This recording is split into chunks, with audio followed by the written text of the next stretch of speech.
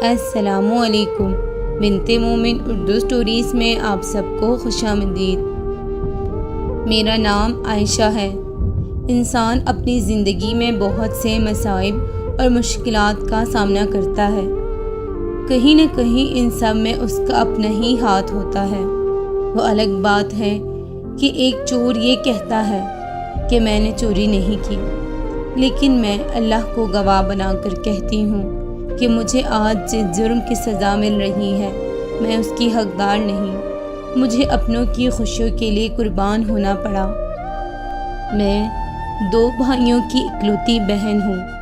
میرے بڑے بھائی اولاد کی نعمت سے محروم ہیں۔ میرے والدین نے بہت چاہت اور خوشی سے اپنے چھوٹے بیٹے کا رشتہ کیا کہ ہمارے گھر میں ننھے ننھے پھول آئے۔ ہم نے اپنے بھائی کا رشتہ اپنے رشتہ داروں میں ہی کرایا۔ میری ہونے والی بھابھی بے حد خوبصورت تھی۔ خوبصورت ہونے کے ساتھ ساتھ اچھے اخلاق کی بھی مالک تھی۔ بہت ہی معصوم اور شرمیلی، بس امی کو یہی سب باتیں اس میں پسند آئی۔ ہم نے بھائی کو لڑکی کی تصویر دکھائی۔ بھائی انہیں دیکھ کر بہت خوش تھے اور اپنی رضامندی ظاہر کی۔ پھر ہم سب بھی خوش تھے۔ گھر میں ہر طرف خوشیوں کا سما تھا۔ منگنی کے بعد ہم نے بھائی اور بھابھی کی شادی میں 8 مہینوں کا وقت رکھا۔ منگنی والے دن ماہرہ بھابھی، جو میرے بھائی کی ہونے والی بیوی تھی، ان کی کزن رضیہ بار بار ماہرہ بھابھی کو کہہ رہی تھی کہ واہ ماہرہ، کیا قسمت پائی ہے تم نے، تمہارا منگیتر تو بہت ہی خوبصورت ہے، میری تو نظر ہی نہیں ہٹ رہی۔ رضیہ کی یہ باتیں مجھے مشکوک اور غیر مناسب سی لگی، لیکن وہ تو بھائی سے اپنی نظریں ہی نہیں ہٹا رہی تھی۔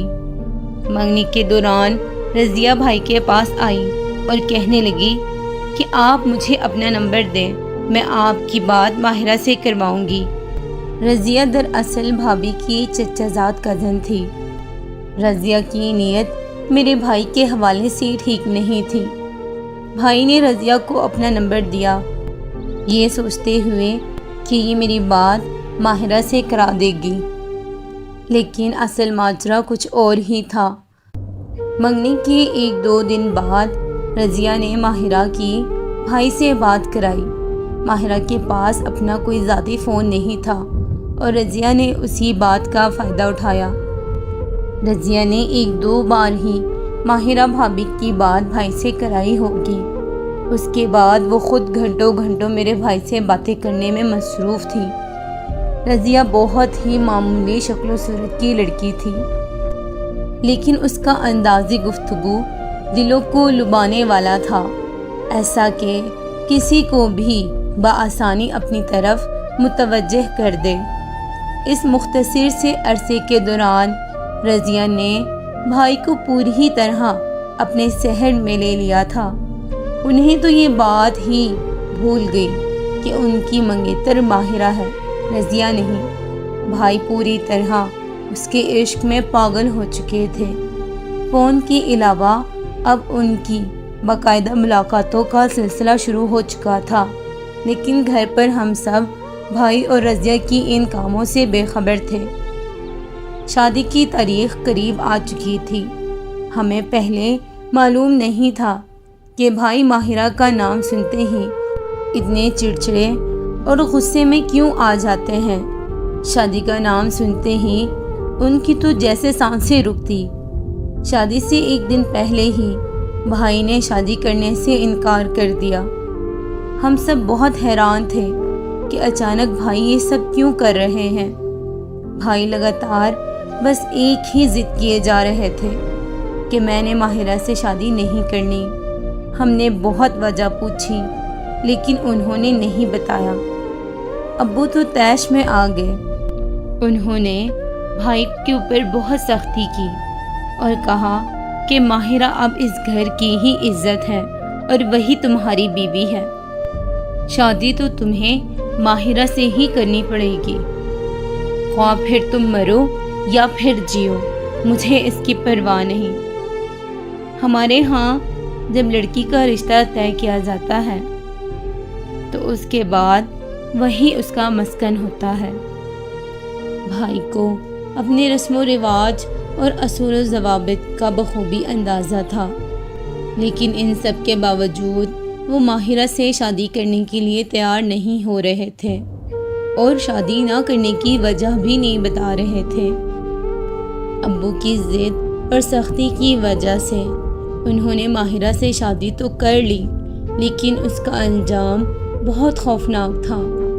شادی کی پہلی رات جہاں شوہر بیوی کو منہ دکھائی دیتے ہیں، محبت کی باتیں کرتے ہیں، خوبصورت تحائف اور رومانٹک موڈ میں پھولوں کی خوشبودار گجرے دیتے ہیں، لیکن بھائی نے ایسا کچھ نہیں کیا، بلکہ ماہرہ بھابھی کو یہ خوشخبری دی کہ میں نے رضیہ سے نکاح کر لیا ہے اور ہمارے نکاح کو 1 ماہ ہو چکا ہے۔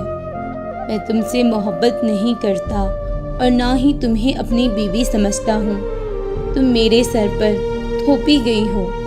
تمہیں دیکھ کر مجھے اکتاہٹ ہوتی ہے۔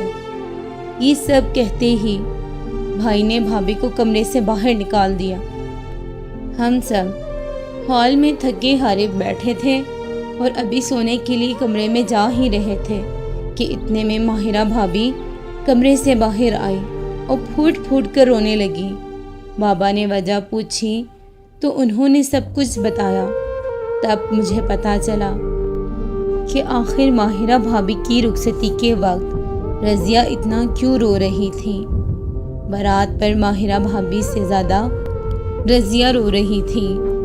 بابا نے بھابھی کو تسلی دی کہ تم 1 ہفتے کے لیے کسی کو کچھ نہ بتاؤ، میں تمہارے آگے ہاتھ جوڑتا ہوں۔ ماہرہ بھابھی بہت بڑے ظرف کی مالک تھی۔ انہوں نے کہا کہ آپ بے فکر ہو جائیں، میں کسی کو کچھ نہیں کہوں گی۔ صبح ماہرہ بھابھی کے گھر والے ناشتہ لے کر آئے۔ ہم سب ناشتے کے ٹیبل پر تھے۔ رضیہ کے آنسو اس کی آنکھوں میں گردش کھاتے۔ جب بھی وہ ماہرہ بھابھی کو اور بھائی کو ایک ساتھ بیٹھا دیکھتی تو ان سے یہ سب برداشت ہی نہ ہو پاتا اور اس کی آنکھوں میں فوراً آنسو آ جاتے، جیسے کسی درد یا تکلیف کو چھپانے کے لیے کسی لڑکی کی آنکھوں میں آنسو بھر آتے ہیں۔ رضیہ کی امی اور چچی نے بارہا پوچھا کہ رضیہ کیوں رو رہی ہو؟ دیکھو ماہرہ خوش ہے، اپنے شوہر کے ساتھ ہے۔ تم جب بھی چاہو ماہرہ سے مل سکتی ہو۔ ماہرہ کی چچی اور اس کی امی اس کی حرکت سے بے خبر تھے، لیکن ہم سب کو رضیہ کے ڈرامے کا پتہ تھا۔ وہ اپنے گھر والوں کو خوب بے وقوف بنا رہی تھی۔ ماہرہ بھابھی نے منہ سے ایک لفظ بھی نہیں نکالا۔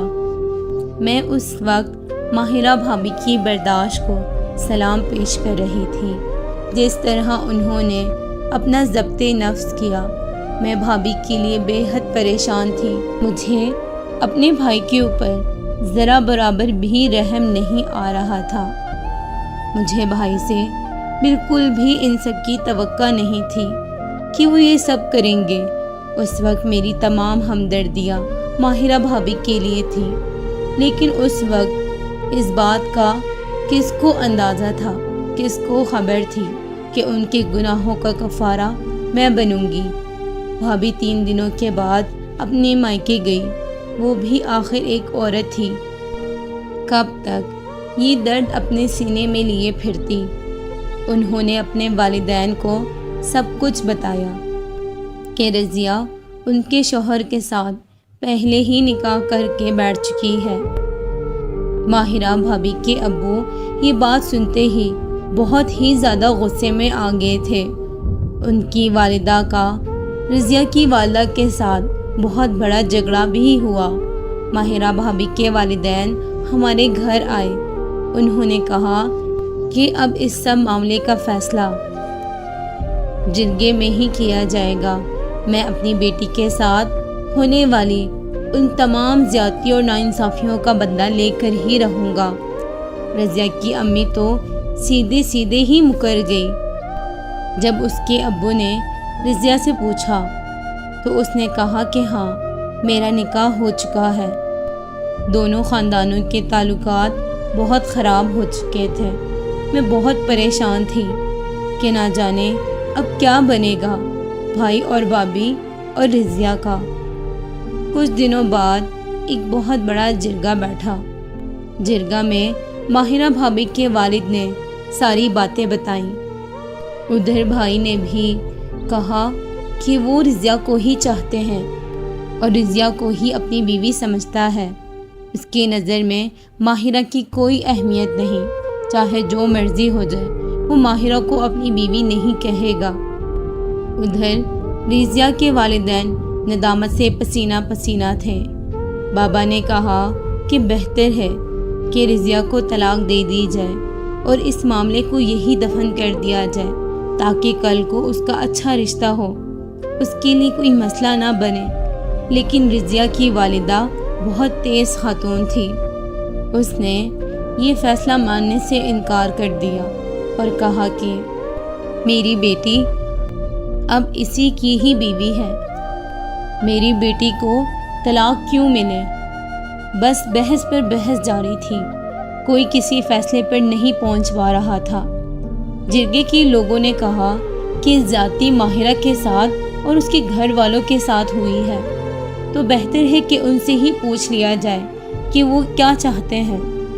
ماہرہ کے والد نے کہا کہ میرا داماد میری بیٹی پر سوتن لایا ہے، تو اب میرے داماد کی بہن رضیہ کی والدہ کی سوتن بنے گی تاکہ یہ معاملہ برابری کا ہو جائے۔ اس فیصلے کو قبول کرنے والے سب سے پہلے میرے بھائی تھے، میرے سگے بھائی۔ انہوں نے ایک بار بھی اپنی اکلوتی بہن کے بارے میں نہیں سوچا جو ان سے 8 سال چھوٹی تھی۔ میری عمر اس وقت 16 سال تھی۔ میں قربانی کے جانور کی طرح اپنے بھائی کی غلطی میں فروخت کر دی گئی۔ میرا وجود ان کے گناہوں کا کفارہ تھا۔ ابو بھی اس معاملے میں چپ ہو گئے۔ لوگوں نے ماہرہ بھابھی کے والد کے فیصلے کو ہی بہتر قرار دیا۔ جس وقت مجھے قربانی کے جانور کی طرح بیچا جا رہا تھا، میں اس وقت کچن میں برتن دھو رہی تھی۔ صابن کی جھاگ ابھی میرے ہاتھوں پر ہی تھی کہ میرے گلے میں نکاح کا پندھا ڈال کر ایک 45 سالہ شخص کے ساتھ رخصت کر دیا گیا اور بھائی رضیہ کو اپنے گھر لے آئے۔ میں وہ دن کبھی بھی نہیں بھول سکتی۔ میری زندگی کا سب سے تاریخ اور سیاہ دن تھا۔ میں تو اپنے بھائی کے اور بھابھی کے رشتے کے لیے غمزدہ تھی، لیکن رضیہ اور بھائی نے اپنی خوشیوں میں مجھے قربان کر دیا۔ آج میں اپنے شوہر کے گھر پر تو ہوں، لیکن کم عمر ہونے کی وجہ سے مجھے کسی قسم کا اختیار حاصل نہیں۔ میری مثال ایک ملازمہ کی طرح ہے۔ میں آج ان کی بیوی ہو کر بھی ان کی بیوی نہیں ہوں۔ ان کی بیوی کہلانے کی اصل حقدار آج بھی رضیہ کی والدہ ہی ہیں۔ بچپن میں ایک بات میں بہت سنتی تھی، کبھی کبھار یاد آ جائے تو ہنسی آ جاتی ہے کہ عورت بھی عورت کی دشمن ہے۔ سیانے صحیح کہتے ہیں۔ شاید یہ بات بالکل ٹھیک ہے، کیونکہ ایک عورت کی غلطی کی وجہ سے 4 لوگوں کی زندگیاں تباہ ہو گئیں۔ وقت اور حالات ہمیشہ ایک جیسے نہیں رہتے۔ آج میری زندگی میں اندھیرا ضرور ہے، لیکن مجھے یقین ہے کہ ہر رات کے بعد دن ہوتا ہے، ہر اندھیرے کے بعد اجالا ضرور آتا ہے۔